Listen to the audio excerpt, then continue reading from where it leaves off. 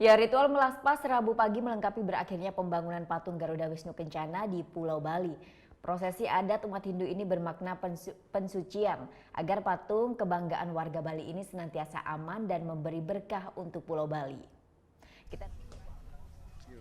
Rangkaian upacara atau ritual melaspas untuk peresmian patung Garuda Wisnu Kencana telah selesai diselenggarakan Rabu pagi. Ritual melaspas ini adalah ritual pensucian dari umat Hindu yang dipercaya untuk membersihkan alam niskala. Nah, dari umat Hindu sendiri dipercaya ada dua alam, yaitu alam skala, yaitu alam nyata, dan juga alam niskala, yaitu alam roh atau spirit. Keduanya harus dibersihkan agar nantinya muncul taksu atau keseimbangan yang baik. Nah, untuk patung Garuda Wisnu Kencana ini sendiri adalah patung tertinggi ketiga di dunia dan juga patung terlebar pertama di Indonesia. Lebarnya sendiri, sayapnya mencapai 64 meter dan juga patung ini menjulang hingga 121 meter di atas bangunan pedestal. Tidak heran jika yang patung ini bisa kita lihat berkilo-kilometer jauhnya dari kawasan Kuta dan sekitarnya.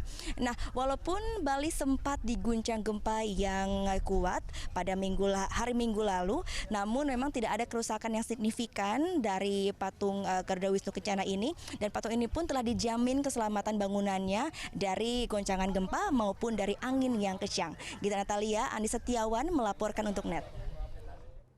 Oh iya beneran. Iya, oke. Tapi gue pernah.